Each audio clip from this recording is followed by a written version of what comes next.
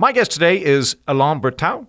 He is a senior fellow at NYU's Marin Institute of Urban Design, formerly the principal urban planner for the World Bank. He has served as the resident urban planner in a number of cities around the world, including Bangkok, San Salvador, Port-au-Prince, Sana'a in Yemen, New York, Paris, Algeria, and India. He is the author of Order Without Design, How Markets Shape Cities, which we previously spoke about on this program for City Week. However, Mr. Bertaud was such a popular character on the show that listeners have implored me to invite him back just to talk to him, because the perception was that he is sort of a urbanist adventurer almost, based on the amount of places he's worked in. So by popular demand, Alain Bertaud is back. Hello, nice to see you. Thank you for inviting me back. Oh, my pleasure. I was very happy. I had we do a monthly Zoom call for kind of the top donors of the program, and following City Week, Michael was enthralled with you and was like, "You got to get that guy and talk to him," which makes sense because I think you've, in addition to have a very interesting perspective, I think you've had a very storied career. I'm right in thinking that you've worked in both China and in the Soviet Union, so that's correct. Yes, you've got command economy experience. India, yes, right, yeah, and it was quite a learning experience. Nothing like learning about market by working in the Soviet Union. One thing I'm curious about, because you've worked in at least 6 different countries, is the flavor of work different in a command economy? Like I understand that the planning's different because pricing is different, but does a guy with a megaphone come in and yell at you to increase production, or is there corruption or bribery, or is it just nice people laboring under a bad system? It's nice people, intelligent people doing stupid things because of the system encourage them to do stupid things. Yes. Yeah. Okay. So it's a very low productivity system. Mm-hmm. Insulated from performance. They have to follow quotas, which are very different from performance. Mm-hmm. For instance, say on the building site, you see crates, a building is, housing, apartment building is nearly finished. You see crates full of glass arriving so that they can put the glass in the window. And then when they open the crates, half of the glass there is broken. And so you say, well, you are sending them back, I suppose. And they say no, because this is a combinat, it's a vertical monopoly. And the people who manufacture the glass are the same as the one who are building the building. And so we cannot send them back. We just, and why this glass broken? Well, because they have a quota of glass, which is per square, they have a number of square meters of glass to produce every day, mm-hmm. but it doesn't specify the thickness. So as they have shortage of energy and everything, if you want to meet the quota, you make a glass as thin as possible. Mm-hmm. And if it arrives broken, it doesn't matter, because then the people are so eager to have an apartment, they will put plastic or cardboard in the windows meanwhile. And there is no feedback on demand. They are not going to lose clients because of that. So right. You realize the whole system is rotten. And so that's why, in a way, the Soviet Union could send the satellites or rockets, because then they concentrate an enormous amount of resource on that, but they could not produce a washing machine, that will work. That is a marvelous anecdote that I'm adding to my mental toolkit. The one that I'm hitherto familiar with, that I've invoked on the program a couple of times, is that in the Soviet Union, there were agricultural quotas because there wasn't enough food. So they said, from now on, by government diktat, all the farmers, instead of tilling 40 acres a day, you must till 80 acres a day. And the farmers went, yeah, all right. And they just lifted the tills on their tractors up by 8 inches so that they could just rake the surface area as quickly as they could. And they were able to achieve that 80 acres of tilled land, but it was completely functionless. And they ended up having lower yield of crops as a result of that. And it sounds like the exact same thing with producing paper-thin windows. We hit the quota, but they're all broken. Yes, right. Yeah. for instance, and even in small consumer things, for instance, I was in Armenia, and again, after the fall of the Soviet Union, but the Armenian system was completely intact from the Soviet Union. It takes time to change. And I was in a hotel where I was paying $200 a night, but it had hot water only 2 hours a day, and at night I tend to cough, so I wanted hot water. So I went to the market to buy those little gizmo where you put in a glass and it warm water. And so my Armenian colleagues told me, well, buy at least 5 or 6 of them because they are bound to fail. This is a very simple thing. It's it's a resistance that you put in your glass to have hot water. And indeed, within 3 hours, I had already 3 of them had failed. And this again is they had a quota to produce those things. It was in the plan.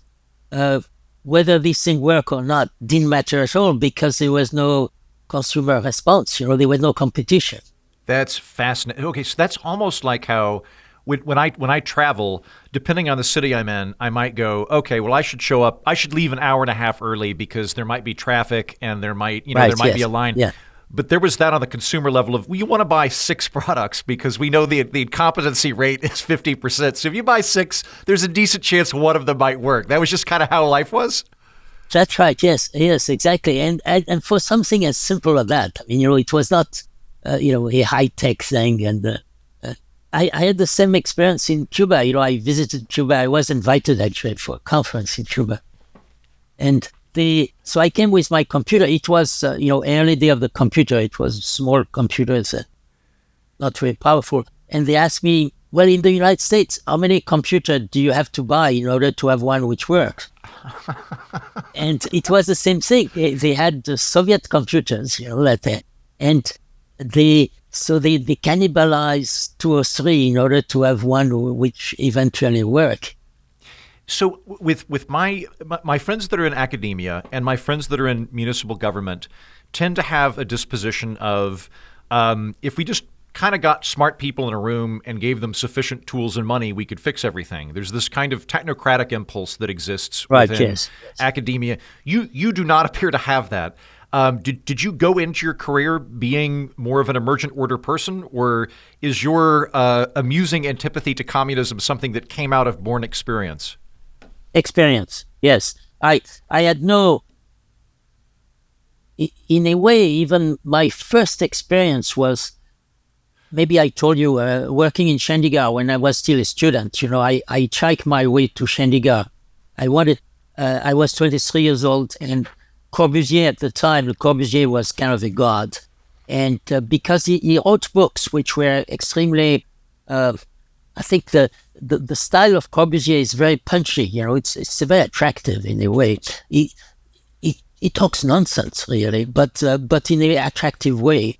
And so I was attracted by his theories, and I went to Chandigarh to work, for him. He was, he was in charge of building the new capital of Punjab at the time, 1963. And then living in Chandigarh and working there, I realized all these ideas were nonsense. Again, by observing cities from the ground. And this is why then I continue working in many different cities, because I learned really by observing cities. Sometimes I compare it to a doctor. If you, you will trust a doctor who had 1,000 patients, not a doctor who has only one. So if you are an urban planner and you know your city very well, let's say that I'm born in Marseille. If I was an urban planner in Marseille, I know the city extremely well. I've been living there all the time. But I do not know really. I think that everything is unique, where if you have been exposed to many cities, rich and poor, in your very different culture, you realize what is common in cities and what goes wrong. And there are things which are common, to cities like Calcutta or New York, and others which are very different. But it's only by observing. So my career was really observing, and still now I observe. I'm just coming back from a trip in Brazil, I visited 4 cities that I've never seen before. And I learn every time by just observing, walking through the street in poor neighborhood, in favela or in business district. And I look and I say, this is different. And then I try to find out why it is different. When you're you have the breadth of career where you've been able to see current cities, but also literally worked in the Soviet Union, not just Russia, but the Soviet Union. Well, it was after at the time, the last days of Gorbachev, I started. Okay. So, but the Soviet Union, the structure was intact. They were still the Gosplan. They were still, they were trying to move it, but it was still there. And it's the same in China. I started working in China in 1982, and again, they were trying reform, but the quota, the system were the same. Although the planning in the Soviet Union and China were quite different, actually. Do you think that modern urban planners and modern civic employees are likely to arrive at the kind of emergent order position you hold, or is that something unique that you got by virtue of seeing the Soviet Union? Meaning that since we won the Cold War, are we apt to see a drift towards technocracy, or just is somebody that works as an urban planner for 20 years going to arrive at the same conclusions?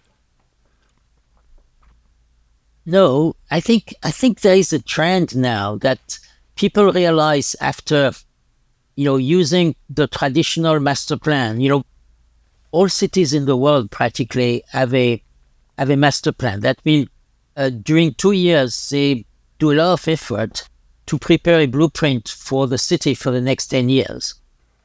Assuming that a city is a very large building, so the more detailed plan they have, the better it is. If you design a building, it is true, if you are an architect, you design a building, it's true that you have to have a plan which is very precise. You should know everything. A city is not like that. A city is made of people who are there and who are inventing new things or failing or succeeding in doing things. So it constantly change and evolve. And the job of the planner is not to tell the individuals what they should do and where they should do it.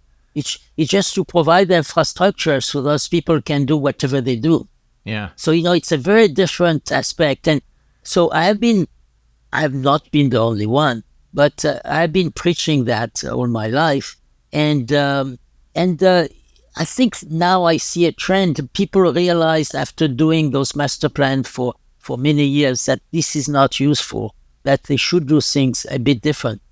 Basically, run a city the way private companies run. That means you should have data every month or every 2 months about building permit, about consumption of water, about things like that, about income, about land prices, rent. And then you adjust your policy depending on the data you get on the city, but not, the idea.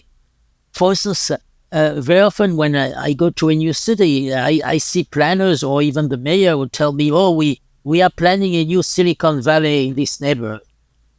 You don't plan, the mayor do not plan Silicon Valley. Either you have the people to invent things This is going to be the fun, quirky hipster neighborhood. We've put it on our grid. This is the exciting, unpredictable neighborhood. We've planned it. That's right. Yes, exactly.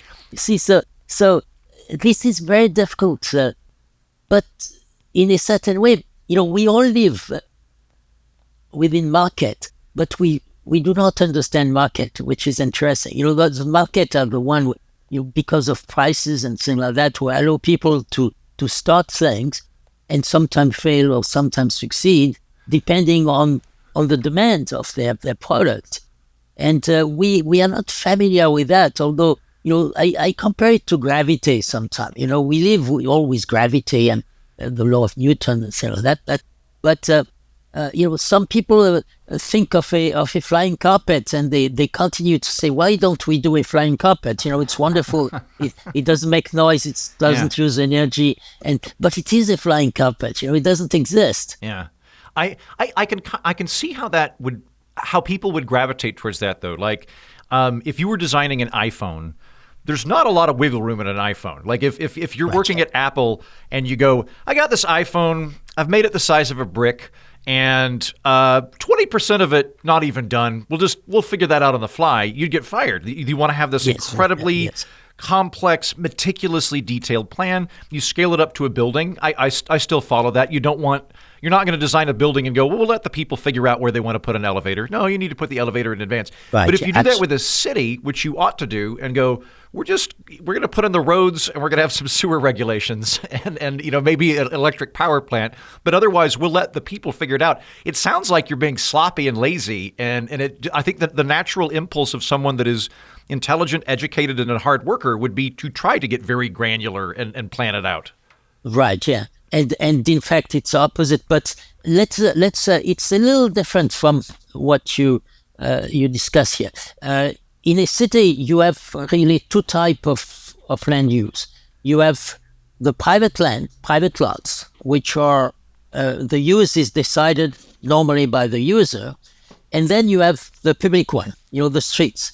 The streets, once they are designed, are practically permanent. They will never adjust, with the exception of Haussmann in Paris or things like that, but very rarely. For instance, the grid of Manhattan has stayed the same for more than 100 years, 200 years. And so within this grid, the public, for instance, things like the Central Park or anything which is a public realm, then you don't have markets. So you have to design things from top. But in what is private, you are better let with some regulation about fire, about sanitation. You need some norms about certain things. But on the use, for instance, how tall the building should be, whether you should have a bakery other than a drugstore in an area, you are better leave it to the private sector, right, because they have a feedback from market. Mm-hmm. If a drugstore put itself in the wrong place on the wrong size, it will suddenly close. So you don't have to worry too much about it. Mm-hmm. But you still need, what the market will not provide is an infrastructure to link all this private property together. And that's why you have to monitor what the private sector is doing in order to provide the service to allow them to communicate together, to exchange goods together. Unfortunately, the planners, because most of them are like myself, architects or engineers, for some reason, they are more interested in what the private sector is doing and telling them what to do than to manage the streets. For instance, that's why we have sometimes, in particular in New York, we have sidewalks which are badly designed, which are, people sometimes have to go in the street, because the sidewalks are too narrow or something like that. That's why, for instance, garbage is put on the sidewalk in the evening, takes place, and we have no system to really take, sort of thing. So the planners neglect the area where they should concentrate, but they want to design what the private sector is very well able to design. So what I'm trying to do is to say, spend more time in the design of streets, because there is no market signal to tell you what is the correct width of a sidewalk or whether people should park in the street or not. And and they neglect completely this aspect. I think that that is were I in your position, I would go, listen, you're very intelligent. We need your help when it comes to streets. Like, that is the thing that really needs this planning. The other stuff will take care of itself. Bakeries can figure things out. But for your level of expertise, we need you to focus on this stuff and see if you couldn't focus the iron. I do want to shift position a little bit. You've worked in communist countries or communist countries on the verge. You've worked in command economies. Yes, right. But you've also worked in I think some countries that I would identify as developing countries, or at least probably were at the time. Yes, right, yeah. For instance, Bangladesh or India, or yes. So, like, with command economies, it's simultaneously tragic and hilarious from my perspective as a policy-oriented comedian, right, because it's this very clunky Rube Goldberg kind of machine that everything's getting run through. Right, yeah. With developing countries, I find this other pattern. Like, I went to Albania a few years ago, and yes, I've been working in Albania. Have you been to Albania? Yeah. Okay, great. Yes. So, like, Albania, when I rocked up, there was brownouts constantly. And I asked, like, what's the issue with the brownouts? And the guy went, our mayor sells it illegally sells our electricity illegally to Montenegro, but we all get a kickback because we're cousins with him. So instead of being this kind of top-down, hyper expert technocrat model, it was this kind of tin pot corrupt kleptocrat model. And I wonder if you've encountered that kind of thing in urban planning. Yes, of course, yes. A very, very short view. For instance, very often when I was working for the bank, a country called the World Bank saying, we have a housing problem, could you come and, advise? And very often the first thing they would ask was not how to make people build more houses faster or cheaper, but we would like the bank to finance houses for our civil servants, for instance, or for our military. Right. And, so they didn't see that as a sector, as a people. They just had a constituency which was maybe the government was worried about the military being discontent and could make a coup. So let us build houses for them. Yeah. And they consider that as housing policy. Of course, it is not housing policy. It's something else. And so, yes, there are a lot of number. Now, I must say, in those countries, there are also a lot of very competent people who are trying their best. But as you have noticed,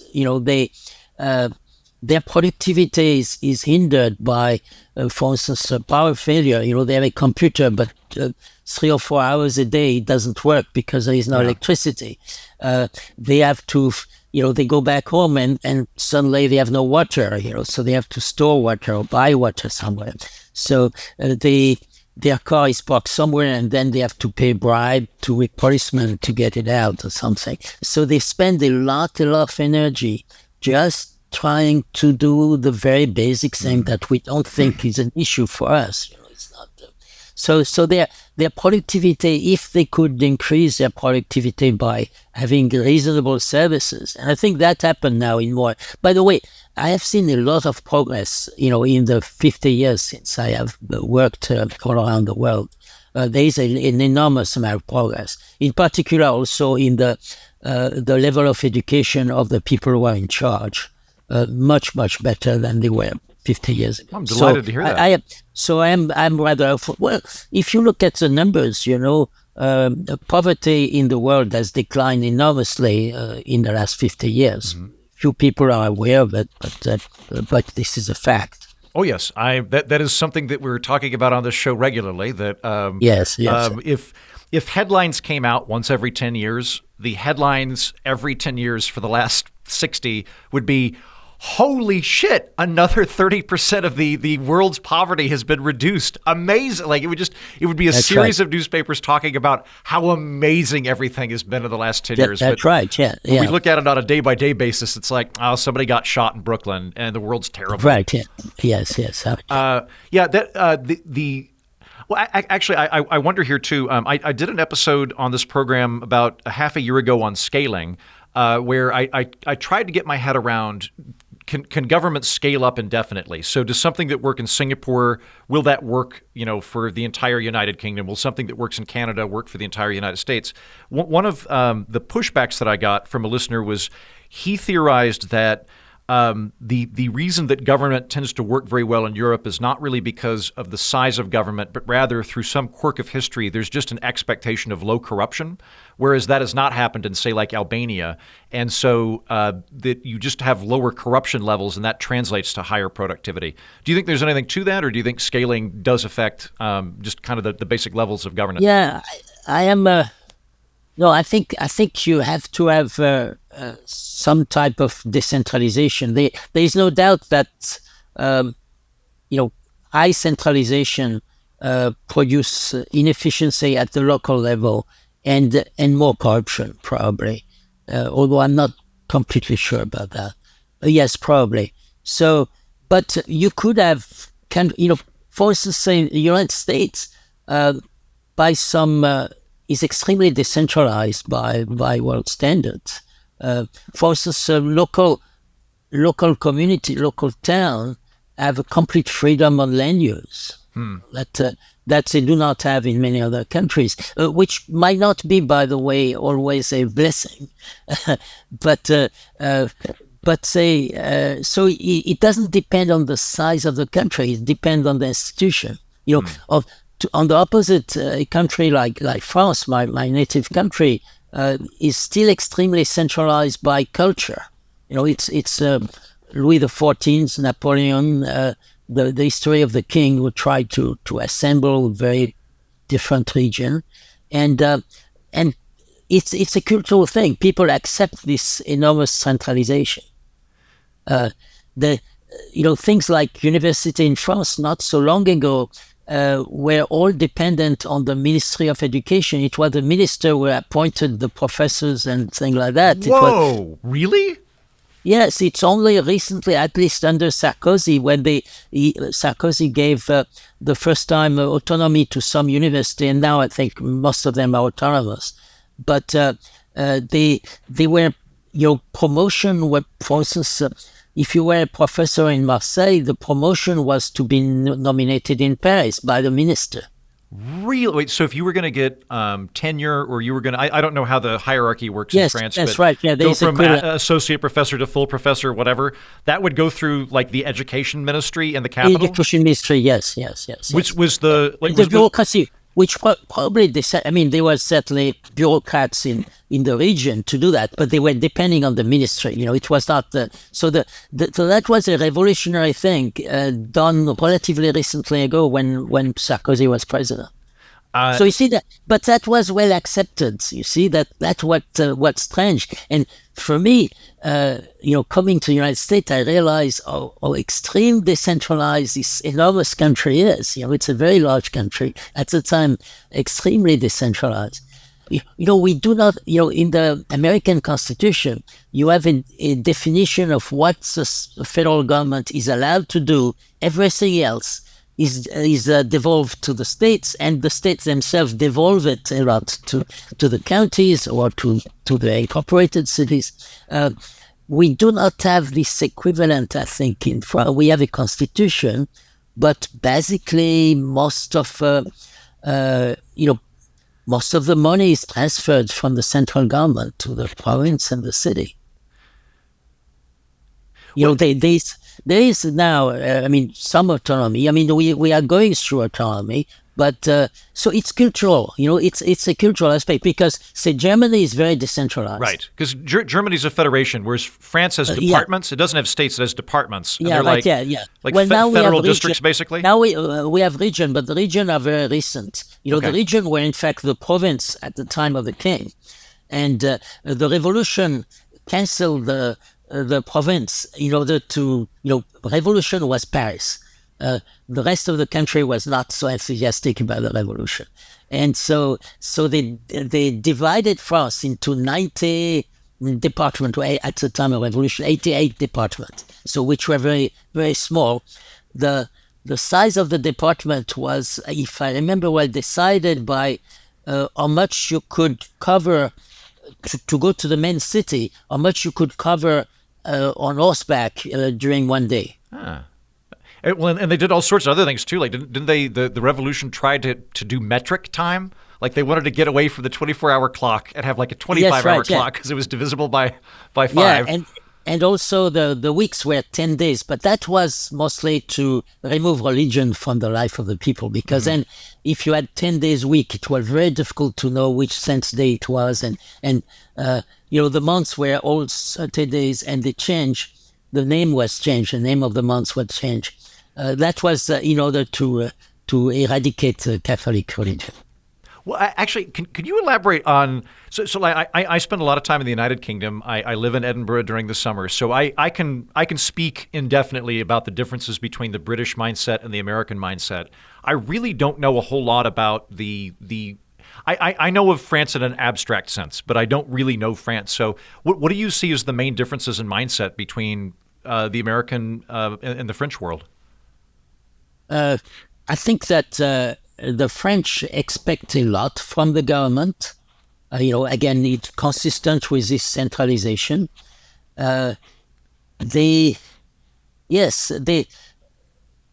even recently, Macron is a good president, but at the same time, he's declared that the role of Europe was to protect us.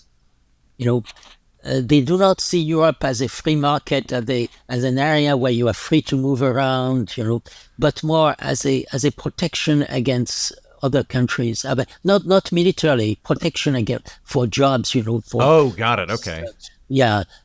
So that's why I felt sorry when, because of Brexit, from our point of view, I think the Brits had a good influence on the European Union. Yeah. And now between Germany and France will dominate the European Union. I think both of them are rather protectionist, rather, trying to,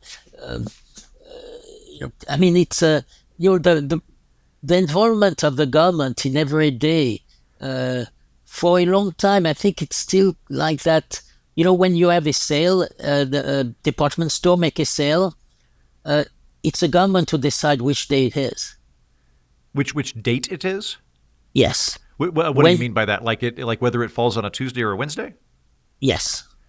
And it can be done. All the department store, all the shops have to do it at the same time. And the government decided not so long ago what type of thing will be on sale.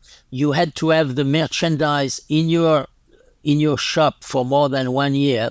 You could not buy something else and put it on sale. Wait, hold on. The French government until recently determined what would be on sale or not. That was something that they concerned themselves with. And what discounts should be. Yes. That is some commie gobbledygook right there. That is, there's one thing you can trust the private sector to do is to figure out what to put on sale and what to like. And why? So why would they do that? They did that because in France, it's to prevent, what they call unfair competition. So that everybody will be equal. There will not be a department store who will undermine the other. Oh my God! So it's you find that already in the 19th century, a French economist was also a member of parliament, Frédéric Bastiat. Bastiat, yeah. Yeah, when he did this story about, he said that it's unfair to have windows because it's undermined the candle makers' business. Yeah. This was not just for fun. He was reacting to, again, the parliament trying to protect producers at the expense of the consumer because that's the way the French think. For instance, for books, the French government was very, subsidized culture very much more than any other country in the world, probably. Mm-hmm. Still forbid discount on books because of unfair competition. They again protecting the producer at the expense of the consumer. For instance, Amazon doesn't have the right to have discount on books in France. And that's why you will find the price of books in France is printed on the cover, because this is the price that you have to use. You cannot have a... I want to wrap my mind around a couple of things here, because you could sum me up as basically saying neoliberalism plus cushions. So just like big old destructive free market, but we've got a safety net when people fall off of it because we don't want. Yeah, that's right. That's right. Yeah, that's fine. But I hate command economy stuff. I think it's really bad. And yes. So in France, if I am a private bookstore, I'm like a cute, quirky little bookstore in Paris, I can't discount books. Or I couldn't say. This book by Bastiat is not selling so well, so I'm going to reduce it by 50% to try to move Wow. No, unless it's a new book. If it is an old book, a used book, probably depending on the state of the book, you can discount it, yes, but not a new book, no. So you could like, there's already a law in place saying if you haven't sold the book in 2 years and it's kind of dog worn, then you can reduce it by 30%. But there's actually like a government rubric. Yeah, no. I think if it has been used already, if it's in bad state, if you buy a used book, it's kind of I doubt that a new book you could ever discount a new book. No. Wow. Okay. Well, and then the subsidizing culture thing. I am by trade a comedian. I'm an author. Yes, yes. I was just shooting a pilot in New York, so I'm hip deep in entertainment. Arguably, Yeah. we are doing entertainment right now, very pro entertainment.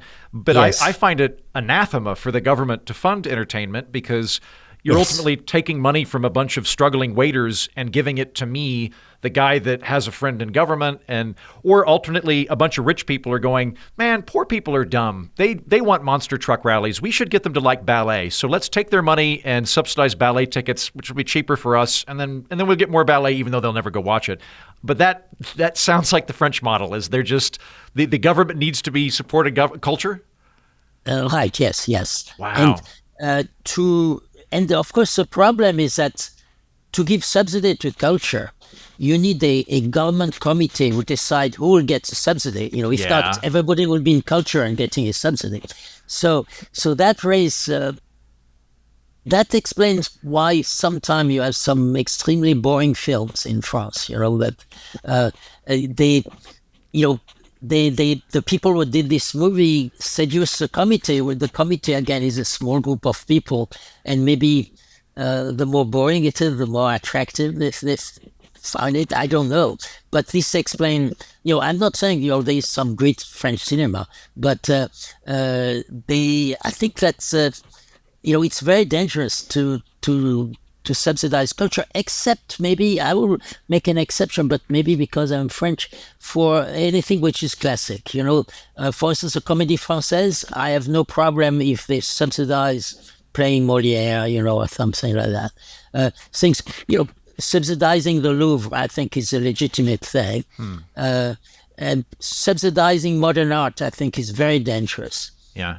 In the United States, we don't subsidize art that much. We do have the National Humanities Institute, I think. Yes, right. Yeah. But they're I should say they are very small in terms of the federal budget. So while I would defund them, Right, yeah. I'm not really losing sleep over them. But the modern art stuff, like there was the famous one that came up about 20 years ago was the crucifix. Like there was a crucifix in a jar of piss. Piss, and that was through federal funds, and it's like, look, there might be some validity to this as a piece of artwork, but I don't really feel comfortable taking other people's money to fund this. Like you should just go convince people.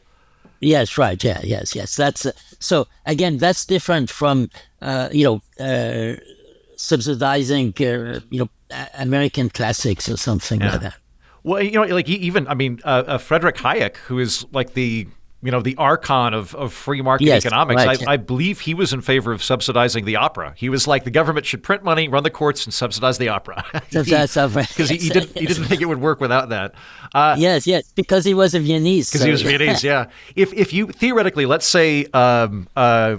You by a surprising dark horse majority are elected president of France, and you go in and you're in charge of the culture budget. We're going to subsidize the Louvre. We'll subsidize Molière. But other than that, we're not going to have. We're reducing the media budget, the entertainment budget by 90%. Yeah. How do you think culture would change in France? Would it become more populist? Would it become there'd be a lot of Three Stooges and less ballet? There will be a revolution, and I'll be out of my job within 15 days. Well, there's going to be riots for fun regardless. It seems like the British have football, the French have riots, but right, yes. Well, I do like with cultural subsidies. The other problem that I have with it, as a card-carrying elitist, it strikes me as a hyper elitist way to run a country of basically saying the bottom 80% of our country is too stupid to make its own decisions on art and entertainment, and we need to take their money and put it towards what we, their betters, think they ought to be consuming. Yeah. I think this is true for modern art, anything which is modern, which is being done there. If you have a country like France, which has a very deep heritage, and being French is, even if you are born outside, is to, in a way, adopting this heritage. If you become French, Montesquieu become your ancestor. Mm-hmm. So I think that then there is there's a justification to subsidize this part of it, like the Louvre or something, or maybe again the classics, the classic theater. I think there is a point because, to play this will be always expensive. You need actors who are extremely well trained. It's the same as playing Shakespeare. You need actors. You cannot pick people in the street and play Shakespeare. You need a lot of training, so it's expensive. And maybe there is a point where you say, we want this to be accessible to you, and therefore we subsidize it. I that I will agree on that, but certainly not anything which is modern. I am far more boorish and uncivilized, and do not think we should subsidize Shakespeare. I think the Shakespearean actors should have to go around the community with a pamphlet explaining why it's a good thing to come watch and make a sales pitch. And if they can't do it, what about acting is a low productivity thing, so it's necessarily expensive, compared to movies or videos. So if you want, maybe then Shakespeare should be entirely on video. I think you still have. I mean, to my knowledge, Shakespeare is not subsidized in the United States, but here in Austin, Texas, where I live, some local rich eccentric built a replica of the Globe Theater, and there's a Shakespearean acting company that puts on 2 plays a year, to my knowledge. But they're able to do that. Now, if they subsidized it, maybe we get. So do you think that some people do not go because it's too expensive? The ticket, compared to watching a Netflix. Yes, I think there's multiple factors for why people wouldn't go see Shakespeare. Part of it could be expense, but the concern that I have with trying to make fine arts less expensive is I think that it largely ends up becoming just a subsidy to rich people. So like ballet, for example, or opera, I don't think ballet and opera are apt to become mass phenomenon at any point. So if you're subsidizing it, what you're largely doing is just making the ticket prices lower for people that were going to go see it and can afford it anyway. I agree with that. You could proliferate. I'm sure you could proliferate Shakespeare if you subsidized it. But I think that in the United States, where Shakespeare is not subsidized, you're still seeing Shakespeare in all 50 states. There's still people that love Shakespeare. They love performing it. Yes. Will it? But does the price of a live performance deter people from? Well, they could still watch Shakespeare, a very reasonable version of Shakespeare on Netflix. They could do that, but then I think too that you could also. I think that there's a kind of community pride element that also factors into this. Where in New York City, there's Shakespeare in the Park. Yes. That might be subsidized, but my guess is that it wouldn't have to be. If there's plenty of people in New York that care about Shakespeare and would want it to be accessible to everybody, and so they would fund it out of their own pocket, and then people would come with a pillow and a picnic basket. Yes, that's a possibility. Yeah, one thing also in France is that philanthropy is practically is very, very low. I mean, there is no tradition of philanthropy because, again, you expect the state to do what the philanthropic will do. There even is suspicion of philanthropists. Really? Yes. Okay, because I like me coming out of this. Transatlantic Britanno-American tradition, I look at government as the last resort. So charity is really good because if the charity sucks, you don't have to give money to it and it'll go away. If it becomes corrupt or it's just inefficient, I donate a portion of my income to charity every year, and I'm scrupulous about it. I check out Charity Navigator. I look at the impact of them, and I can allocate my resources, I think, in a much better way than just giving it to the government. Like as a citizen, I can't go, man, the Department of the Interior is far more effective than the Department of Education. So send all of my tax dollars. Like I'm not allowed to do that, right? Yes, right. Yeah, yes, so being suspicious of philanthropy is just completely inverted to my model. I agree, yeah, and I discovered philanthropy in the U.S. because it's nearly do not exist in France, or very little, and it's very people are suspicious of it. That in a way, art will be, or let's say whatever is will be at let's say the whim of a billionaire. That's what there's this equality thing. It should be at the whim of technocrats. It should be all of the. No. They think they think the government as a people. Of course, it's not a people. It's a technocrat. I learned that also when in the Soviet, in Russia or China, when they say the the land belongs to the people. Land belongs to the people. Well, it belongs to the bureaucrat who is administrating land. That's it's not the people has nothing to do with it. My hero, PJ O'Rourke, who's I've got a signed picture of him on my wall. He said that there's a very big difference between believing in people and believing in the people. So I believe in people. I think people are great. Yeah, right. Yeah, the people I find very illusory. Yes, yeah. You know that the monetary unit in China is the yuan is a thing, but in fact it's called the renminbi, which means the people's money. Oh, good. The renminbi is the people's money. Yes, yes. I'm sure it's very equally distributed. So can I ask you? We've invoked several wonderful liberals from the pantheon of intellectual history so far. You mentioned Bastiat. You've mentioned Montesquieu, who's arguably the first liberal in history. The United States owes a great debt of gratitude to Montesquieu because we get our concept of the separation of powers from him. Right, You also, I believe, have Ricardo, who's a French economist. So you have the Enlightenment like really running at a high rate in France of these wonderful liberal Enlightenment thinkers. I thought that Ricardo was Portuguese, I think. I defer to you. I could be wrong. This might be my.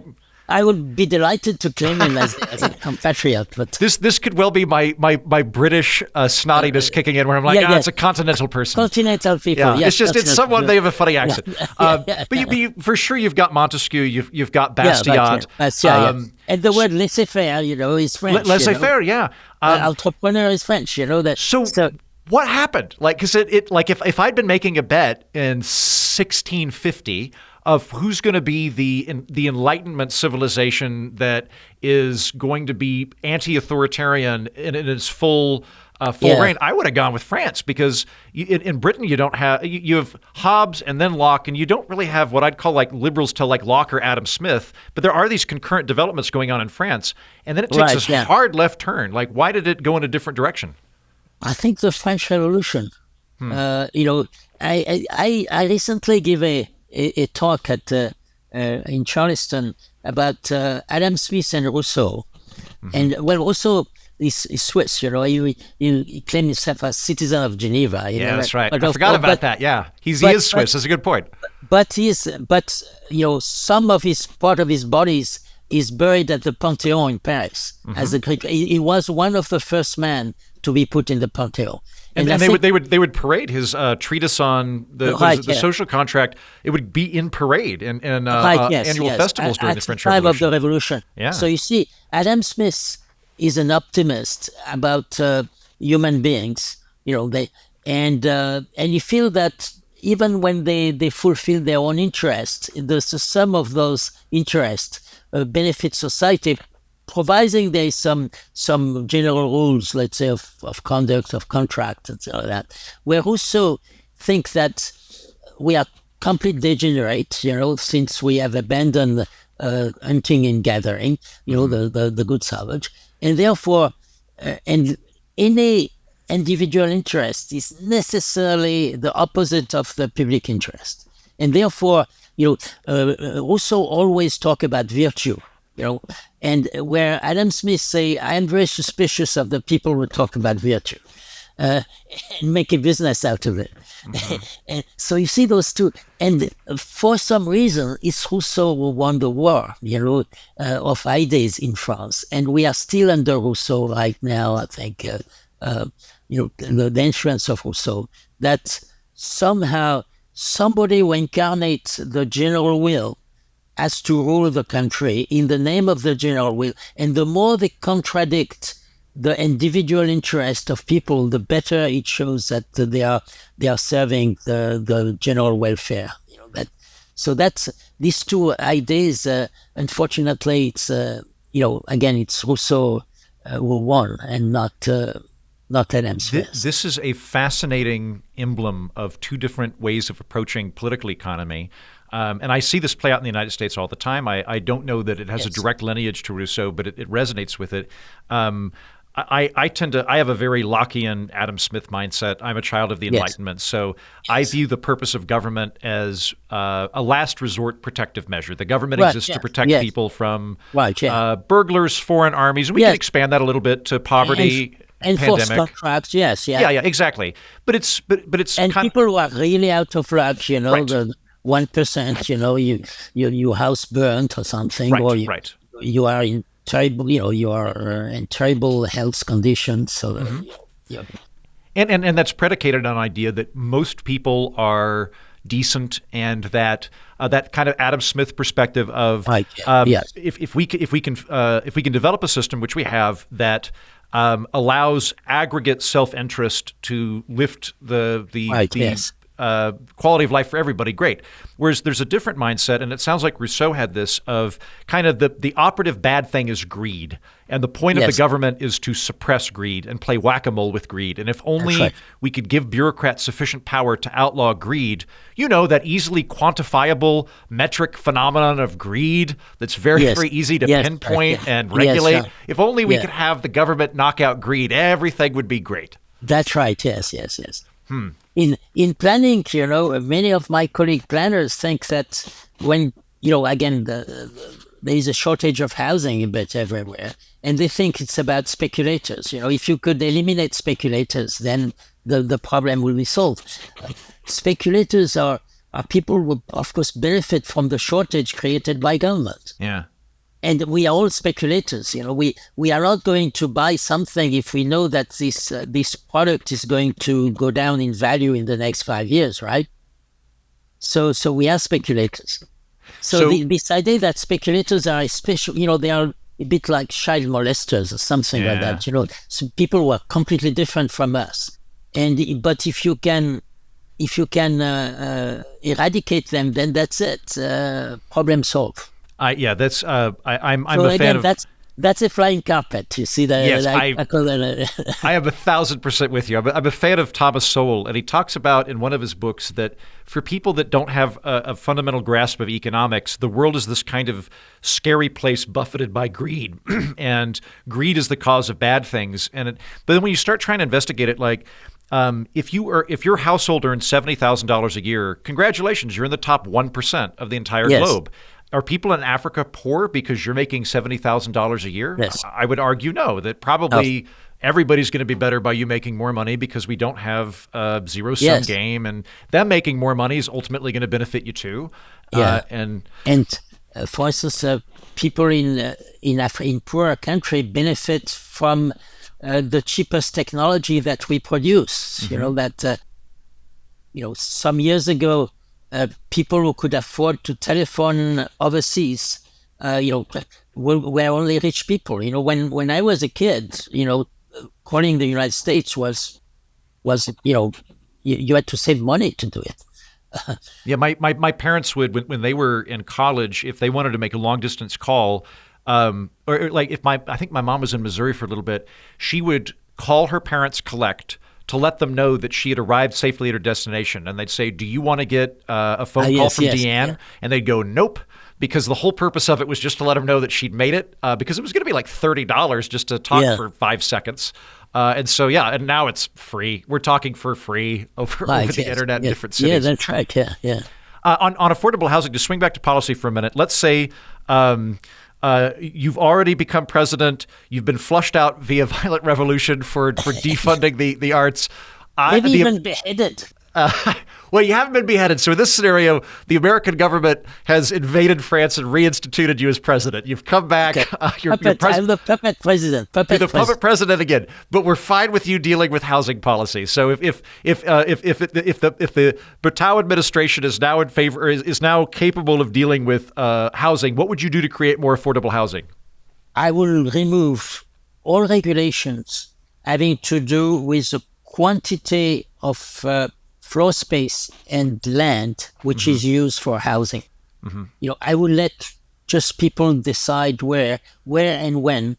There are some regulations you should have on housing about, for instance, some building code are useful. If you build in concrete, there are some norms about the way the concrete should be cast. That's fine. because if it's how the sewer bits connect in case they spill, you see, things for electric. Fire regulation, because fire regulation, the consumer is not able to see right away whether a house could take fire in 5 minutes or in 5 hours. So this, you need regulation done by people who know about them. But anything which has to be to do with area, the area. For instance, if somebody wants to build houses which are 10 square meter, and there is a client for that, well, let us do it. We have still Chambre de Bonne in Paris, which are actually the minimum allowed now is 9 square meter, which is tiny. If I only speak about 100 imperial square units, how much? 100 square feet. Okay, so that's like my camper. That's like yes, right, yeah, yeah. That's like a small RV or like basically a van. That's the interior of a van. Yeah, a van. Yeah. So this is a trade-off that people may want to do to live in the 6th arrondissement, for instance, in Paris, and to have all the amenities which are there, and rather than live in a suburb. And it's up to them to decide. The same with what planner called the floor ratio. That means the amount of land you are allowed to, you are forced to use in order to build.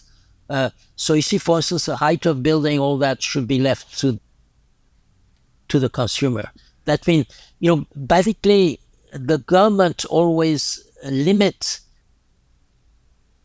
not necessarily the height of building, but the ratio between the floor space you can build on the piece of land and the land. That means they force you always to consume more land than you will want. And again, if it's private, see, if the government build houses for you, then we need regulation, because the bureaucrat will say, well, it saves a lot of money if we say the ceiling is only 5 feet above ground, and so you may end up with houses with 5 feet. But if the private sector does it, the private sector is making money when the cost and value are very different. Well, so if you decrease the cost, but you decrease even more the value, for instance, if the ceiling is too low, ceiling of, from 6 feet, for instance, your house has practically no value at all. So you have saved on construction because you have low ceilings, but so the value, the private sector always maximize the difference between value, and so that's why they cannot do things that are rejected by the consumer. I'll add to that there's a phenomenon that I call the stepladder fallacy. I'm trademarking that, where if we've got a ladder and the bottom rung on the ladder is filthy, it's covered with odieux, I think is the word. It's covered with this hideous stuff, and we look at it and go, "That's awful. No one should ever have to put their foot on that bottom rung. It's so terrible." Yes. So we knock it out with a hammer. And we on top of the ladder now look down and go, no one's on that filthy bottom rung of the ladder because they're just not on the ladder at all. And we think we've solved the problem, whereas in reality, we've just castigated them out.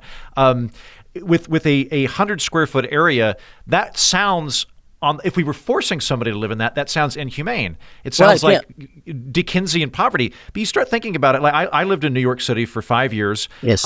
If you could offer people to live in the West Village, and live in basically a large closet, but they pay $400 a month for it, there would be so many 23-year-olds that would jump at the chance to do that. Absolutely. Because they'd go to the local gym to shower. They're just sleeping there. They're 23. They're out doing stuff all the time. This is their foothold in the city. They get to live in the best part of the city.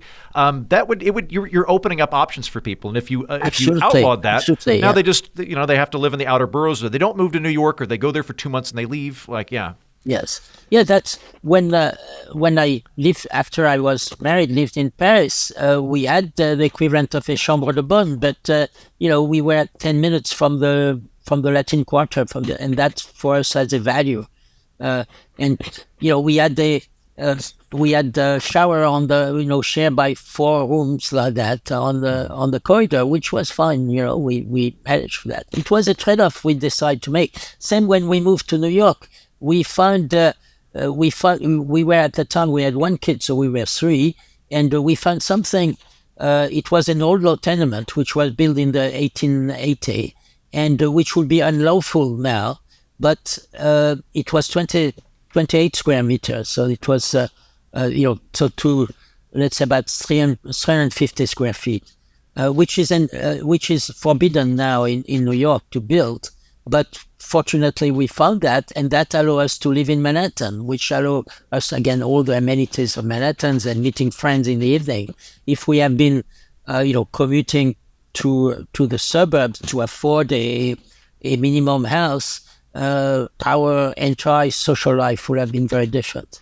What about? I'm with you on this. I'm very skeptical of zoning regulations, and I'm very much in your court in terms of regulate externalities, don't regulate floor space. Oh, right. Yes. That said, the pushback that I get from some of my friends is the private sector is only going to do something if it's making a profit on it. Yes. It's more profitable to make luxury apartments than it is to make hovels. So not true. Not true. Okay. Not true how come? Because you have a much larger clientele for low-income apartments if you are allowed to build them.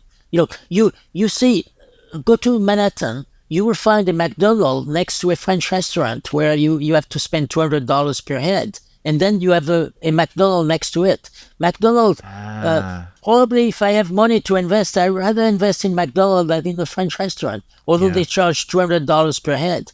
Right. You see, because there is more people who are in New York who are, let's say, interested in having quick, to grab a sandwich rather than spend 2 hours and a half at a French. That's my rejoinder is that there's a concept called return on investment, which is ultimately what capitalists are doing. That's why you find the T-shirts at $5 a T-shirt, and then you find also suit which costs $10,000. And the private sector do not just build suit at $10,000, although there is a market for $10,000. Right. That, like when I was in New York, literally right before I got into media, I took some real estate classes. I never ended up becoming a real estate broker, but I took them.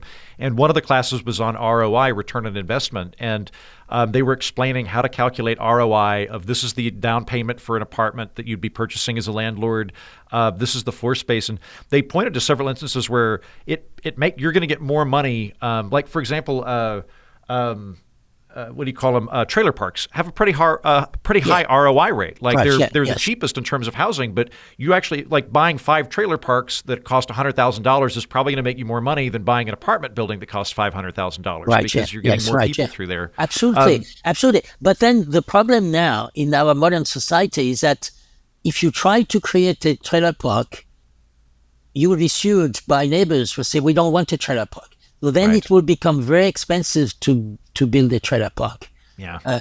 And that's a problem, in a way, a decrease in property right. I think, this suing everybody for futile things, saying it's not in the spirit of the neighborhood or something like that, which is not a real. Just to say it might affect my property value. And I want the state to restrict other people's property rights to ensure my property value stays high. Yeah. Then, of course,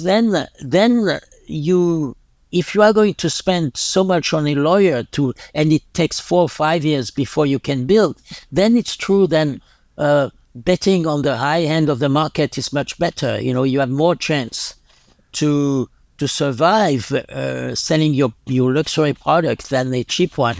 If most of the money you spend is on lawyers. Do you think there's a role for government to create housing for temporary housing for homeless people, or to have housing vouchers, or would you have the free market handle everything? I would like to have a government just concentrate on the lowest 3% of income, maybe 4%, 5% maximum. I think that as soon as you go higher than that, you are in fact saying we subsidize our own inefficiency. There is no reason why we cannot produce housing in a quantity and that course. If somebody is unemployed and no resources, and you will not let this person die in the street, so you have to do something like that. But most people who cannot find housing are school teachers, are people like that who have a completely honorable job, and I would say even indispensable job. People who are waiters in a restaurant or things like that, they are doing an absolutely essential job. And the fact that they cannot afford, now New York is subsidizing up to what 120%, of the median wage. That means more than 60%. Theoretically, you could benefit from a subsidy if only 40% of the people are richer than you. Yeah. I mean, this is crazy. And, Well, the word even affordable housing now in the United States means subsidized housing. Instead of saying, well, I am a student and I can afford it, or I am a school teacher and I can afford an apartment within 40 minutes from my school. Yeah, that I think there's multiple phenomena that happen with the New York model. One, there's this propensity to say there ought to be apartments which are very low rent for poor people, and it's like while I see the benefits to that, if you make it too large and you make it too low, you're also just locking out an entire chunk of the public from ever owning a home and building up multi-generational wealth. So if you make all the apartment buildings affordable in the sense of just low rent, then like the people that are wealthy buy the condo, buy the house, grow the wealth, pass it on to their kids, and you keep people at that same level. And then the other bit is that in reality, in my experience, anecdotally and based on the data I've seen, it doesn't tend to benefit the poor people the most. It tends to benefit the upper middle class people who know how to game the system the most. So you've got folks that are right, yeah.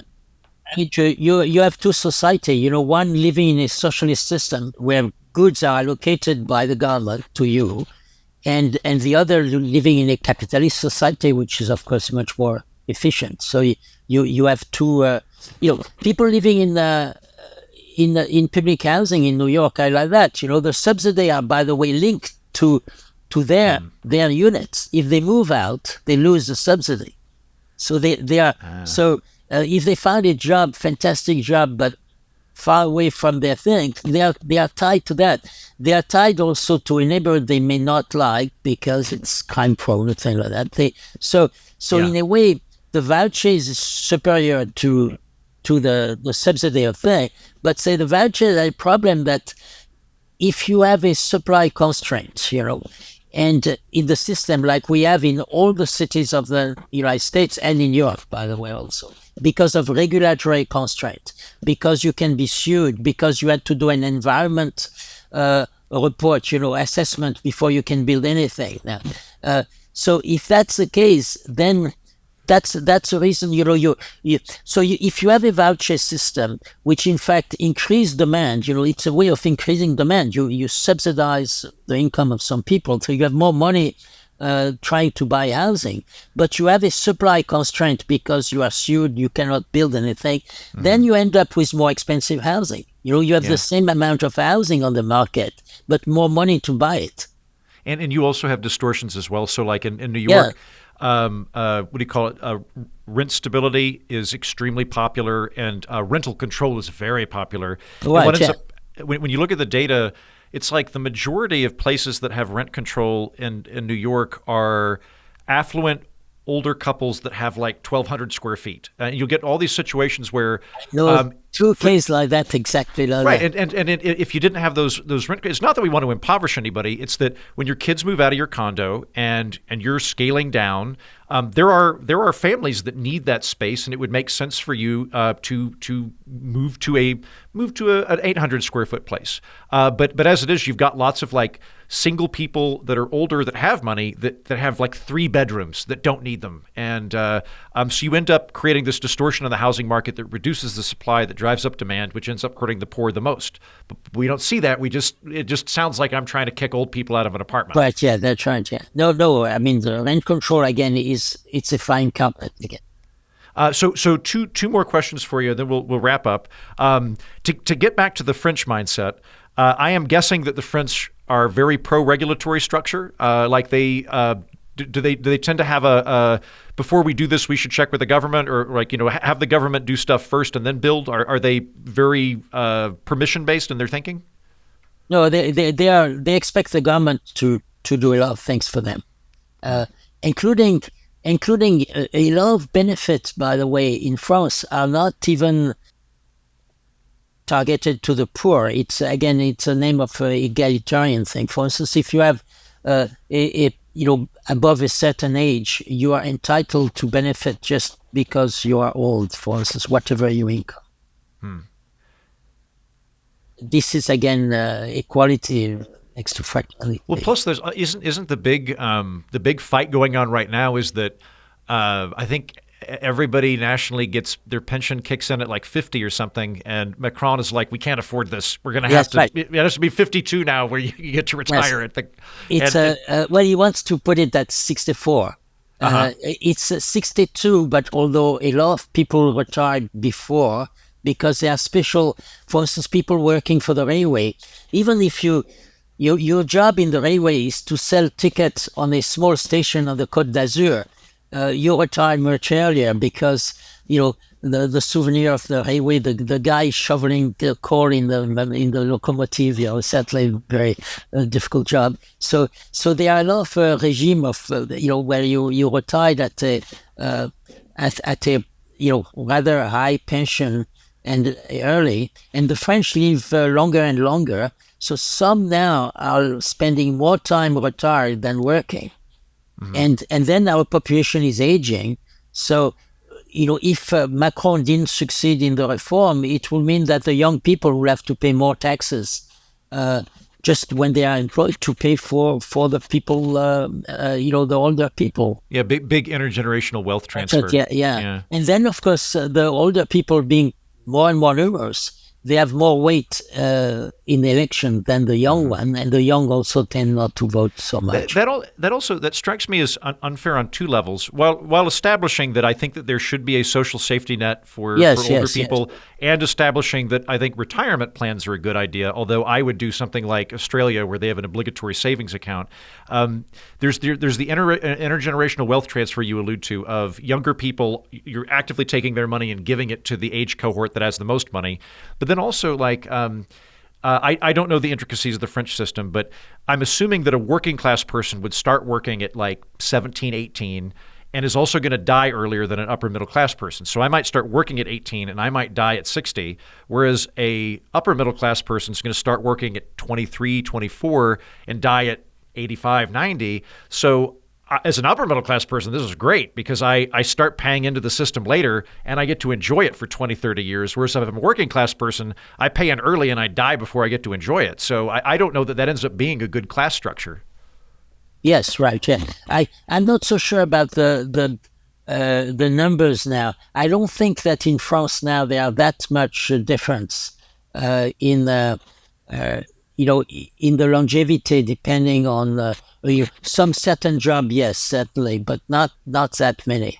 Okay. Not that many anymore. Well, I'm glad to hear that. That would somewhat curtail my argument a little bit. The French also have still, I mean, it's vanishing a bit, but they have a pretty good nutritional habits, which make them live longer. I think that the idea that every meal you mix things, vegetables, fruits, meat, things like that. I think it's still very much ingrained and so that explains why they live longer.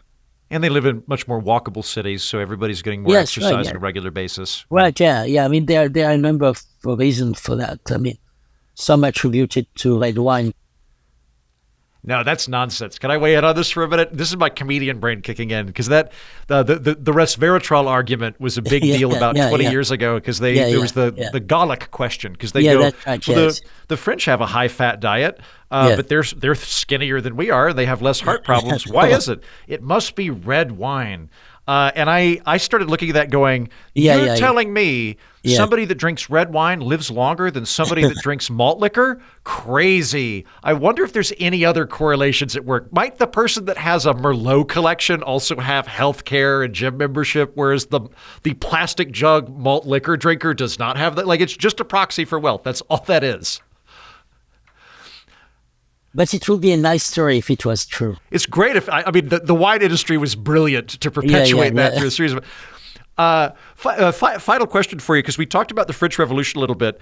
In the United States, the American Revolution is overwhelmingly popular. Most Americans outside of a handful of leftists are like, yay, George Washington. I think the British, by and large, the Glorious Revolution is a good thing. Everybody's glad. I look at the French Revolution, and it seems like it went off the rails real quick, and a lot of people got beheaded, and it strikes me as just mob rule with interesting tricorner hats. Do the French lionize it? Is the French Revolution a glorious thing? Is it a bad thing? Is it just kind of morally mixed? How do you interpret it? Yes, it's strange that the French Revolution. We all learn history, by the way, through standard books, which are, again, come from the Ministry of Education. And so those books, and by the way, French learn history, spend a lot of time, I'm not sure if it's still like that, but from the age 6 when I joined school to my baccalaureate at 18, I had at least 3 hours of history every week, every year, and with a lot of homework. So they study history very, very much, and they, most of the history books are pretty good, I think. But the French Revolution is certainly glorified, including Napoleon, by the way, strangely Really? enough. Yes. Napoleon, as a dictator he has some positive side. I'd say on a dictator scale, he's a pretty good one. If we're going from Napoleon to Mao, I'd definitely rather have Napoleon. Right, sure. Napoleon, yes. But like Jimmy Carter versus Napoleon, I'd pick Jimmy Carter. I think Jimmy Carter would be a lot better than Napoleon. Well, less dead, certainly, yes. But the revolution itself, as a is glorified. The fact that our national day is Bastille Day. Bastille Day was, there was only 6 or 7 people in the Bastille, and they were usually noblemen because their family didn't want a trial because it would be embarrassing for them. There was a guy who had been gambling, or the Marquis de Sade was in the Bastille. He was liberated just about, I think, 3 weeks before the revolution, before the Bastille Day. So he was not. But so the mob would destroy the Bastille, was mostly drunk. They killed all the Swiss guards, which were the poor guys were there.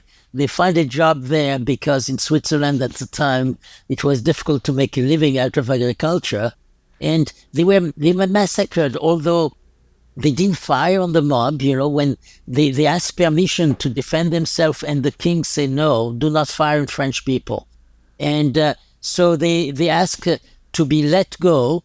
And the revolutionaries say yes, and then they kill them, and they put their head on the on the peak. So it's not a very glorious day. Of course, it was a symbol of absolutism, and at the same time, the same year or the year after, the same year in August, the assembly which was there, including the church and the aristocracy, decide to abolish all feudal rights, so the equality things, to pay taxes exactly like the other. So that was a very nice day to. And then there was a Déclaration des droits de l'homme et du citoyen, which was a universal declaration about human rights that the revolution declared. That would have been a wonderful day for the National Day. We decided that it was this riot in the Bastille massacring Swiss people. That was our National Day. And I think that this still have this, the idea of insurrection itself is a way to progress. Yeah, I don't have much protest blood in me. The idea of just being kind of loud and walking up a hill and shouting just doesn't. Yes, it seems to really appeal to other people a lot. It just, for me, it's never lit me up. I will say to meet your embarrassing historical anecdote with Texas, where I currently am. The Alamo's very lionized, and you start looking into it. Yes, right, yeah. And the Texan or the Americans that had moved to Texas when it was a Mexican province, moved in, and the Mexicans went, "Hey, great to have you. Do whatever you want, speak English. Only rule, you can't have slaves." And they went, "No, we're absolutely going to have slaves." Went into rebellion. the Alamo, the Mexican army intentionally left the back door open so the guys could escape, and they refused, so they shot them. And it's like, so they fought this over slavery, and then they got unnecessarily slaughtered, and this is what we want to celebrate, is just a really bad military defeat. And like, there's other wonderful things Texas has done that we could celebrate that would make more sense. Yes, certainly, yes. That's interesting. That's a good pendant, yes. Well, Mr. Bertaud, I have really enjoyed talking to you. Thank you so much. I'm delighted you deigned to come on the program again, and thank you for your time. Thank you so much. It was a lot of fun. Thank you.